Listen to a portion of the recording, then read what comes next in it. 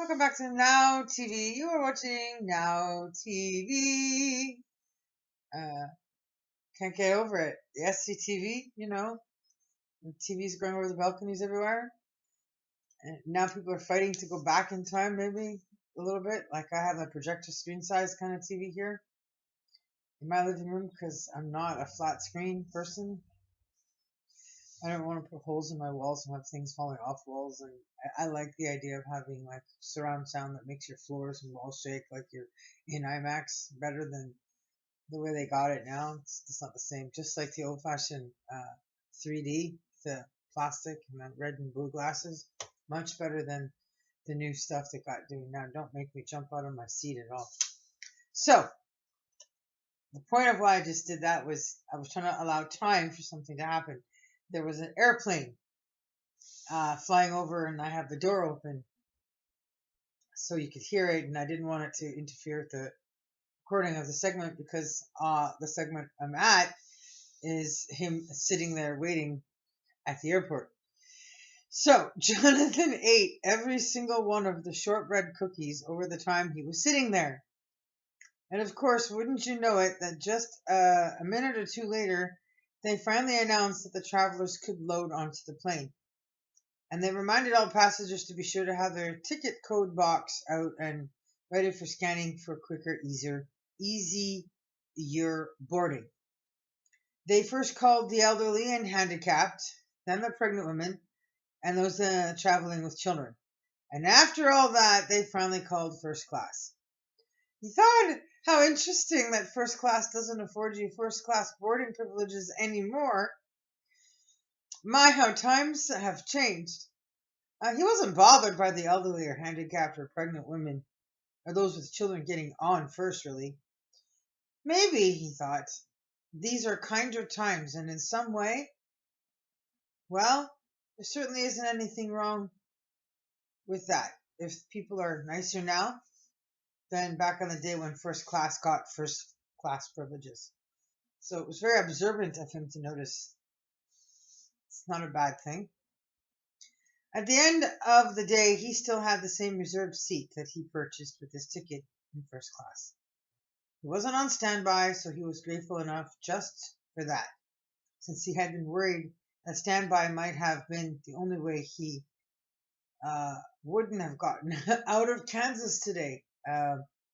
So there's no complaining about those small blessings in disguise as far as he's concerned. Pulled his cell phone out of his jacket pocket again, and this time he had much quicker and easier time in finding the black scan box ticket thing in his email. And when it was his turn, the attendant scanned it easily and quickly and directed him to board the plane. Once he was finally settled into his first class window seat and he put his carry-on bag under his seat, he was happy to have his headphones on hand and a window in which he can stare out of when he wanted to during the times he would be awake over the next 12-hour non-stop flight overseas. Well, I guess it wouldn't be over. I think they always stop, even if they call it non-stop, whatever. Looking out at the sky and the night stars from above the ground is never a disappointing thing. He muttered to himself, a little God-shot prayer. Stay with me now, God, that I make it to England on a safe flight. Or whispering to God, Amen. So I guess he's being a little sarcastic with 12-hour non-stop flight in his head. We don't even know if it's 12 hours from Kansas. So yeah, I love how accurate my work nailed the character without even thinking about it sometimes in some ways, right? Just there it is. He started to relax and started to look around on how nice first class was on this British airline. He only saw planes with this much room and comfort and space in them in the movies he watched. So different to be here sitting in it for himself again after all these years. If he remembered correctly, the last time he flew in first class was on his flight over to America for the first time when he was choosing to pursue farming and agriculture education at institutions he thought were better in the U.S. than where he was from. And a lot has changed on the airplane since then. That's all he thought to himself. A lot of students on airplanes since then. So it would have been like the hippie era of airplanes, right? So you're talking like 60s or whatever, right? First class. A big difference. He fumbled with the TV in front of him that was built into the seat in front of him to figure out how to turn it on and how to operate it and where to plug his headphones in. Then he tried to figure out the dinner tray, and in a little 2-second thought, he realized how he must look and how it felt to him, like he was in a Mr. Bean skit, and realized how awkward and funny he must look to the people who are all used to this technology and level of comfort in first class uh, sight, such as this airplane like this. So he stopped fidgeting and found a stiller, more quiet thing to do once he got the TV on and his headphones in place.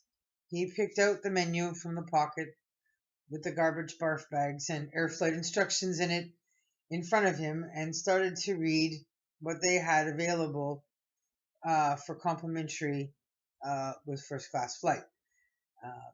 And the prices for the things that were not covered, which was mostly alcohol, like whole bottles of expensive wines. Well, he certainly wouldn't be ordering himself a whole bottle of any of that stuff, so he moved back to what he's allowed to have free throughout the duration of his trip and thought, now that's better. And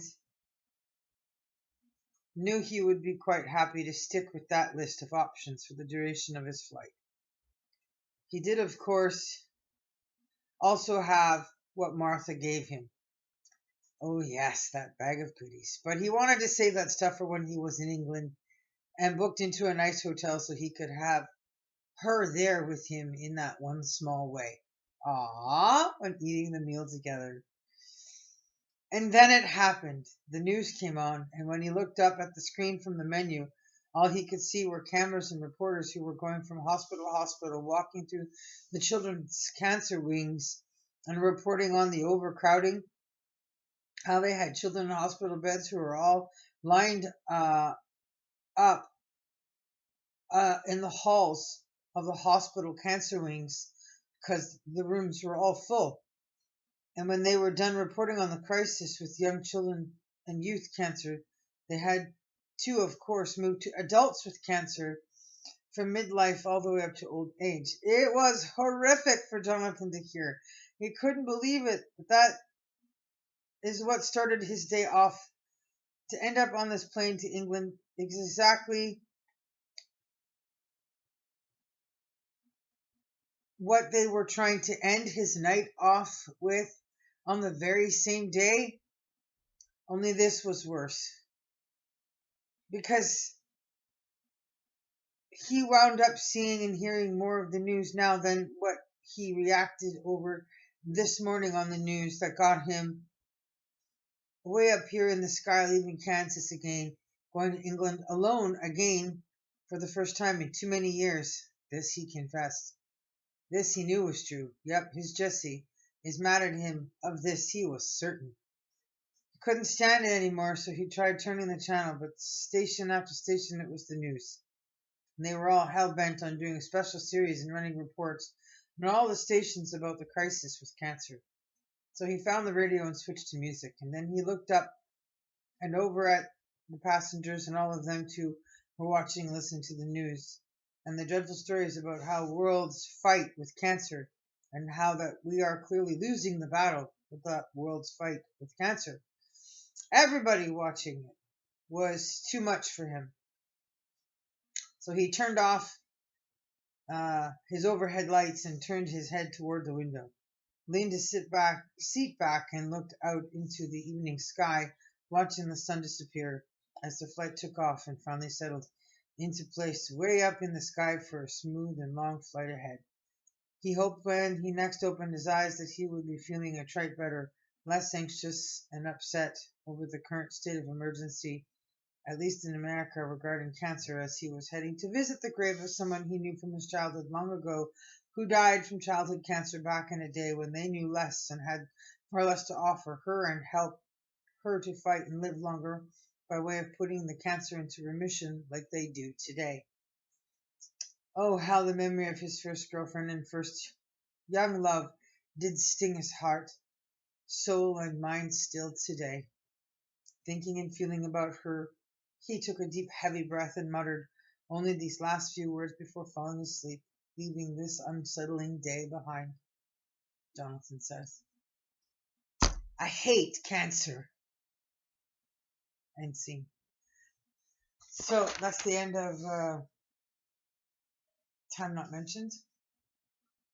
Now it's on to Jesse. It literally is just called Jesse. So I'll see you guys when you come back. Visit, listen, follow, subscribe. Let's keep the sharing going. So I end scene here, and thank you for watching. Now TV Canada, and listen to me ramble and change things around as I'm reading it, so it leaves more excitement for you guys, so you can compare to what I'm saying and how I say it versus what I've actually written, so that there's some motivation for you to read, excitement and stuff left in your mind, wondering how does it really go versus how she's sharing it. So buy your own copy.